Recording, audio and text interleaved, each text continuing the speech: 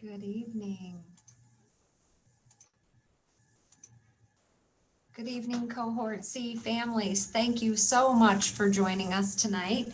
We are incredibly excited to have your students returning to school on February 1st. This evening, if you have questions, we'd like you to add them to the Q&A icon at the bottom of your screen in Zoom. And those questions will be recorded and sent to our moderators, and they will read those questions out to me at the end of our presentation. My name is Michelle Caulfield, and I'm the superintendent here in Corning-Painted-Post School District. And again, we are so happy to have you here this evening and to get ready to welcome you back. As you know, our school district is a diverse and challenging, high-performing school, and even throughout this pandemic, although not perfect, we have been able to offer education in our hybrid model to our students since September, and we're really proud that we've been able to stay in session as often as we have. Your student is going to be coming back to this hybrid model. We are in an A-B schedule. So if your student has been assigned to the A cohort, they will come to school on Monday and Tuesday, and they will be remote Wednesday, Thursday, and Friday. And if they've been assigned to the B cohort, they will be remote on Monday, Tuesday, and Wednesday, and they will be in school on Thursday and Friday. Don't worry if you haven't received which cohort your student is in yet. You'll be receiving a phone call with that information very shortly, this week, next week. I want to talk to you a little bit about teaching and learning. So at the elementary level, each remote day and in-person day has been blocked into some time. So if you're in kindergarten, we are not expecting your child to log on, as you know, first thing in the morning and stay on through 3 o'clock. So there are some individualized times. With your students coming back to school though, all of those times that students are not in person or are not remote, your student will be continuing to work with their classroom teacher, whether it's independent work or small group work or a little, independent work or small group work. So each level increases its amount of time that you have a direct instruction from kindergarten through 5th grade. I want to take you to take a look at what the classrooms look like right now as socially distanced. Remember, each classroom, you must have 6 feet of distance between desks, and students must wear their masks at all times unless direct instruction is happening. So on the left-hand side, you'll see a renovated classroom that we have in some of our buildings, and on the right-hand side, one of our older classrooms. But we want to make sure that you know and that you can see that we've maintained that 6-foot distance throughout the course of the year. Wednesday has a little bit of a different look of a schedule, which you already know. So our students will be remote on Wednesday, all students, and they are engaged in class from 8:30 until around noon, and maybe in the afternoon, depending on the services that they may need. So at the middle school level, that middle school model has been preserved. So we still have houses, we still have teams. Our students are on black, white, or gold teams. You will receive that information if you don't already know that information through School Tool or when you get to the school on February 1st. Students will pre-order their lunches and pick them up in the cafeteria, and then they're going to eat in socially distanced spaces, whether it's classrooms or cafeteria. So not all of our students will have lunch at the same time in the cafeteria. Again, we will make sure that we're cohorting, and we will make sure that we're following that 6-foot distancing.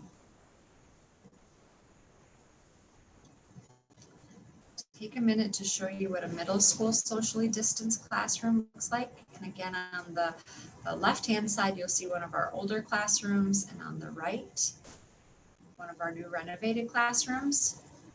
For those of you who know Mr. Musatelli, he's the star in those pictures. He's one of the biggest kids that we have sitting in those desks. At the high school, we've been able to preserve that 9-period day with 5 minutes of passing. Again, 6-foot distancing. There are about 10 to 12 students per class as a max based on the room size. However, not very many students have that max capacity at this time. And again, masks must be worn at all times unless seated for direct instruction. And lunch is eaten in the cafeteria, but also a variety of other places. We use the cafeteria, we use the library, we use a gymnasium, and some of our larger spaces for students to eat. This picture is a little different. On the left-hand side, we're showing you and reminding you what a 26 student classroom looked like. And now on the right-hand side, you'll see what that 9 to 12 desks looks like in a room. So again, abiding by that 6-foot distancing rule and guideline.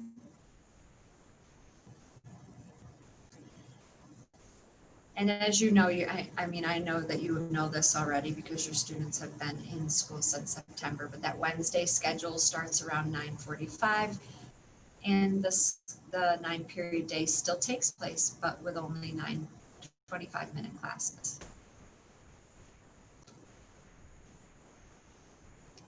Our special education teachers and providers have been working very hard. Our related service such as OT and PT and speech and counseling, they're still all provided in both the hybrid model and the remote model. We use Google platform, that Google Meet platform for teletherapy.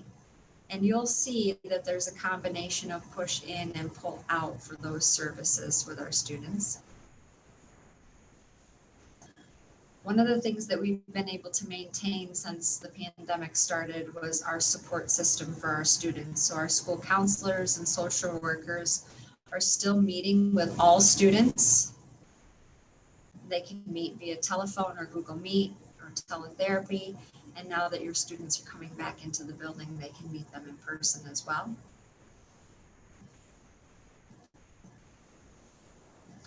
Our lunches will be provided every day, A or B. At this time, meals are still being provided for all students for free. As you know, Taco Day is a big hit for our kids, so we're making sure that regardless of which cohort your kids are in, that they will have Taco Day. I know that seems like it's not a big deal, but it really is. And we'll make sure that all of our kids have that opportunity. In terms of transportation, this is one of the biggest drivers for how we ended up in this hybrid model. To follow 6-foot distancing on our buses, it significantly cuts the amount of students that can be on a bus at one time from 72 passengers to about 23 to 26 passengers, depending on the size of the bus. So if your students will be riding the bus, they still have to wear their masks, and on the bus, it's all the time, whether seated or standing or moving, masks must be worn full time. Our facilities follow a very strict cleaning procedures. This is a continual process throughout the day and the evening. If there's ever a positive case, we work directly with the Department of Health. And if they choose to close us for cleaning, we will be closed for a minimum of 72 hours. At this time, we have not had this situation arise.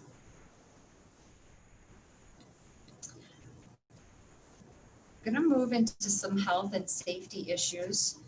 So we use a health screener, and we really want families to be aware of these COVID symptoms. If your student has any of these symptoms, you need to keep them home from school that day. Our families that have followed this protocol I really have to say and believe that that is why we've been able to maintain our hybrid model and be able to stay open for as many days as we have, based on our guidance and based on our families following these procedures. So we ask that if any of these symptoms are happening, that you do keep your kids home those days. Any sign of these symptoms will require one of three things to happen. You'll need a written clearance from a doctor, and then the note has to be very specific about what it is that your student has that is not related to COVID to be cleared to return to school. The second thing you could do is receive a COVID test, and if the result is negative, then they can return to school. Or a family can choose the 10-day quarantine. I do want you to know that if you choose the 10-day quarantine, after 24 hours, the county and the school district have to presume that the student is positive. So we have to trace as if they were positive. So there could be students in their classroom or their teachers that have to go home based on the tracing if you choose option 3. So in that case, it doesn't just affect you and your own family. It really does affect your classmates and potentially the teacher that's in the room, depending on how long you've been in contact with those students and that staff. So in terms of testing, we do not provide testing. The COVID-19 testing has to be handled through your primary care physician or one of the walk-in clinics that are around. Sometimes we have some pop-up clinics that are provided by the Department of Health in our county, so you can also go to those. If we have a student or staff member that is positive with COVID, it begins our tracing process, and the district will provide the Department of Health the names of any of the infected people, as well as any students or staff who came in contact with that person. So there's two very specific timeframes that we follow. One of the rules is that if you are within 6 feet of the person for more than 10 minutes, then you are considered a direct contact.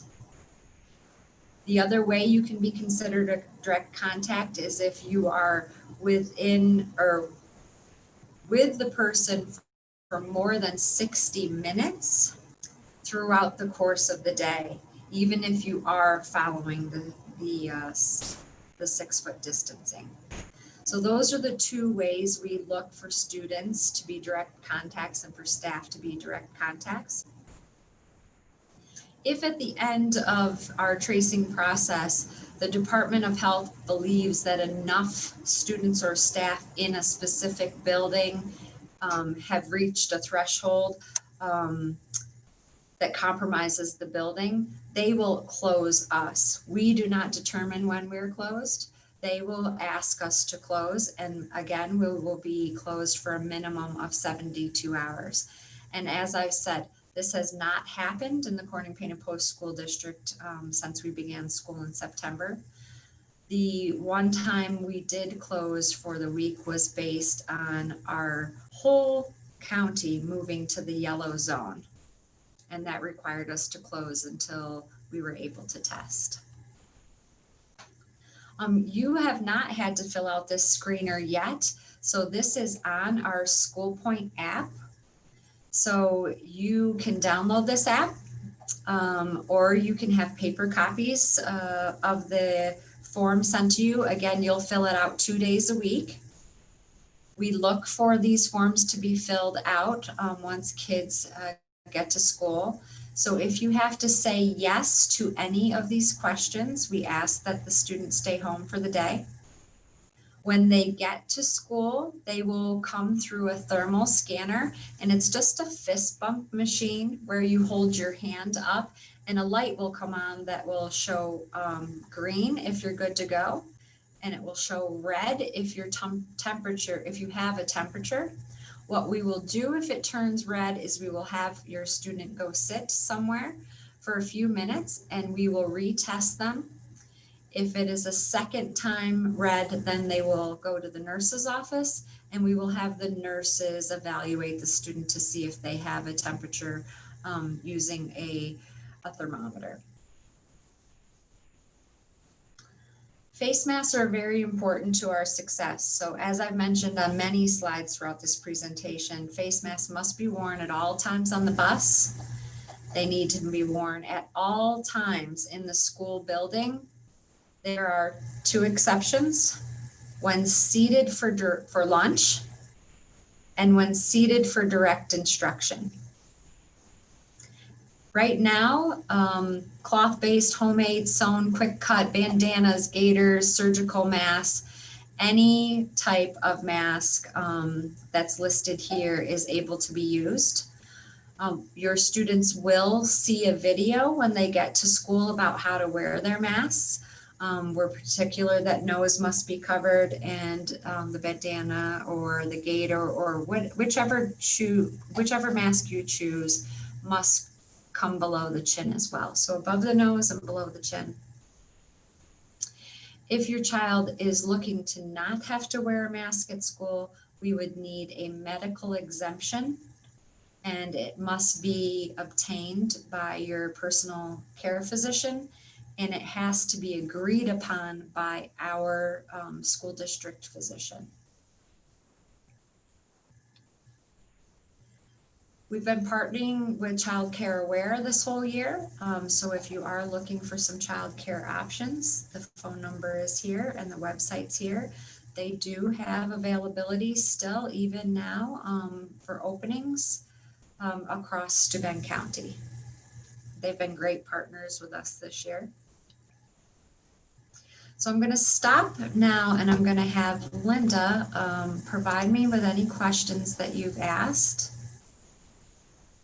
We have just one question at this time, Michelle, and that is about our 9th graders.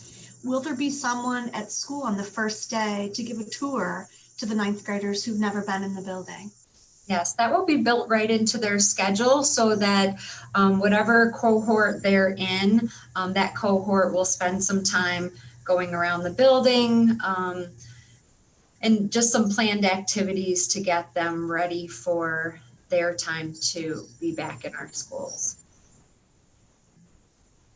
That is our only question. All right. Well, I appreciate you all coming tonight. If you think of questions after you leave us, feel free to email us at ask@cpp.com.